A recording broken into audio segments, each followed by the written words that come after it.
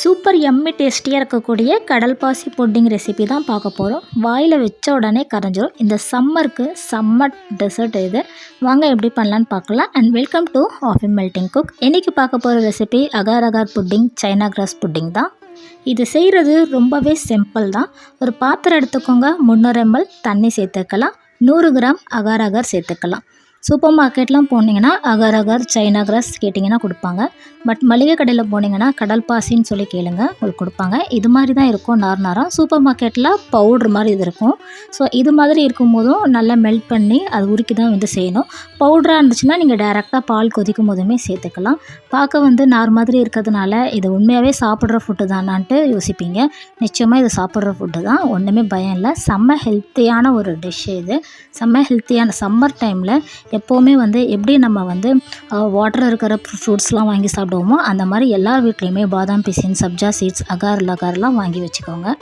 நான் ஃபஸ்ட்டு தண்ணி ஊற்றி கடல் பாசியை போட்டுட்டு அதை நல்லா மெல்ட் பண்ணி லோ ஃப்ளேம்லேயே ஒரு பக்கம் அடுப்பில் வச்சுருக்கேன். இன்னொரு பக்கம் பால் சேர்த்துக்கோங்க. 1/2 லிட்டர் பால் சேர்த்துக்கோங்க. 2 ஸ்பூன் பால் பவுடர் சேர்த்துக்கோங்க. பால் பவுடர் முற்றிலும் ஆப்ஷனல் தான். அது கூடவே ஏலக்காய் பொடி 1 ஸ்பூன் சேர்த்துக்கோங்க. மில்க் மேட் 2 ஸ்பூன், தேவையான அளவுக்கு சர்க்கரை. மில்க் மேட் கூட உங்களுக்கு ஆப்ஷனல் தான், ஓகேங்களா. இந்த பால் பவுடரும் மில்க் மேடும் உங்களுக்கு ஆப்ஷனல் தான், இருந்தால் சேர்த்துக்கோங்க. அதுக்கப்புறம் அடுப்பு லோ ஃப்ளேம்லேயே இது எல்லாமே நல்லா கிளறி விட்டு கரைச்சிக்கோங்க. பால் பவுடர் சேர்த்துக்கிறதுனால நான் லோ ஃப்ளேமில் விட்டு முதல்ல கரைச்சி எடுத்துக்கிறேன். அதுக்கப்புறமா எப்பயும் போல் வழக்கம் போல் பால் எப்படி கொதிக்க வைப்போமோ அதே மாதிரி தான் ஒரு 2-3 தடவை கொதித்ததுக்கப்புறம் இந்த பக்கம் லோ ஃப்ளேமில் இருந்த கடல் பாசியை நம்ம டேரெக்டாக இதில் சேர்த்துக்கலாம். ஆனால் கடல் பாசியை அடுப்பில் வச்சு கொதிக்க வைக்கும் போதும் அடுப்பை ஆஃப் பண்ணிவிட்டு அதுக்கப்புறமா நீங்கள் பாலில் ஊற்றக்கூடாது, அது உடனே கட்டியாகிடும். இப்போ இதே பாலை நீங்கள் அப்படியே ஒரு பாத்திரத்தில் மாற்றி வச்சிங்கன்னா ஒரு 2 இல்லை 3 ஹவர்ஸில் பால் நல்லா கட்டியாகிடும். உங்களுக்கு சூப்பராகவே கடல் பாசி ஜெல்லி ரெடி ஆகிடும். பட் நான் ஒரு ஃப்ளேவருக்காக எசன்ஸ் சேர்த்துருக்கேன். மேங்கோ ஃப்ளேவர் எசன்ஸ் சேர்த்துருக்கேன். இன்றைக்கி 2 ட்ராப் தான் சேர்த்துருக்கேன். நீங்கள் ரோஸ் மில்க்கு, பிஸ்தாச்சி என்ன எசன்ஸ் வேணுனாலும் நீங்கள் சேர்த்துக்கலாம். உங்களுக்கு என்ன ஃப்ளேவரோ அதை நீங்கள் சேர்த்துக்கலாம். உங்களுக்கு தேவையான ஷேப்பில் நீங்கள் என்ன மோல்டில் வேணால் சேர்த்துக்கலாம். நான் இன்றைக்கி பிளேட்டில் சேர்த்துருக்கேன். நீங்கள் கிண்ணம், கிளாஸ்னா எதில் வேணாலும் சேர்த்துக்கலாம். ஒரு ஃபில்ட்ரு வச்சு நீங்கள் இது எல்லாமே வடிகட்டி சேர்த்துக்கோங்க. ஃபில்ட்ரு இல்லாமல் சேர்க்காதீங்க, வடிகட்டி சேர்த்துக்கோங்க. இப்போ தெரியுது பார்த்தீங்களா இந்த பபிள்ஸ் எல்லாமே, இது எல்லாமே இது மாதிரி ஒரு ஸ்பூன் வச்சு எடுத்துக்கோங்க. நான் ஒன்று கூட விடாமல் எல்லாம் சின்னதாக இருந்த ட்ராப்ஸை கூட நான் எடுத்துக்கிட்டேன். ஸோ இது மாதிரி எடுத்து செய்யும் போதும் பார்க்க நீட்டாக இருக்கிற மாதிரி இருக்கும். அவ்வளோதான். ஒரு 1 hour அப்படியே ரூம் டெம்பரேச்சர்லேயே அப்படியே செட் ஆக விட்டுருங்க. அதுக்கப்புறமா கார்னிஷ்க்கு நீங்கள் என்ன வேணுனாலும் சேர்த்துக்கலாம். நான் பிஸ்தாவோட க்ரஷ் பண்ணி சேர்த்துருக்கேன்.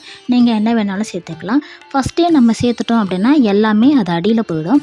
ஒரு 1 hour கழித்து நீங்கள் சேர்த்திங்கன்னா அது கரெக்டாக மேலே நிற்கும், பார்த்தாலே உங்களுக்கு தெரியும். அவ்வளோதான். ஒரு 2 இல்லை 3 ஹவர்ஸில் நீங்கள் விட்டிங்கன்னா உங்களுக்கு இந்த மாதிரி நல்லாவே கட்டி ஆகிடும். ரூம் டெம்பரேச்சர்லேயே உங்களுக்கு கட்டி ஆகலைன்னா ஃப்ரிட்ஜில் கூட ஒரு 1 hour வச்சுருங்க. ஃப்ரீசரில் வைக்கக்கூடாது. நார்மலாக ஃப்ரிட்ஜில் கூலிங்கான ஒரு டெம்பரேச்சரில் வச்சுட்டிங்கனாலே உங்களுக்கு நல்லா கட்டியாகிடும். உங்களுக்கு என்ன ஷேப்புக்கு தேவையோ அந்த மாதிரி நீங்கள் கட் பண்ணிவிட்டு நீங்கள் சர்வ் பண்ண ஆரம்பிச்சிடலாம்.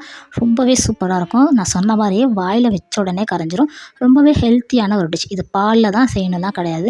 வெறும் தண்ணியில் மட்டுமே நீங்கள் ஊற்றி கூட அப்படியே கோகோனட் மில்கில் கூட செய்யலாம். அந்த ரெசிபி நம்ம சேனலில் போடுவோம். இந்த வீடியோ பிடிச்சிருந்துச்சுன்னா லைக் பண்ணிக்கோங்க, ஷேர் பண்ணிக்கோங்க, கமெண்ட் பண்ணிக்கோங்க.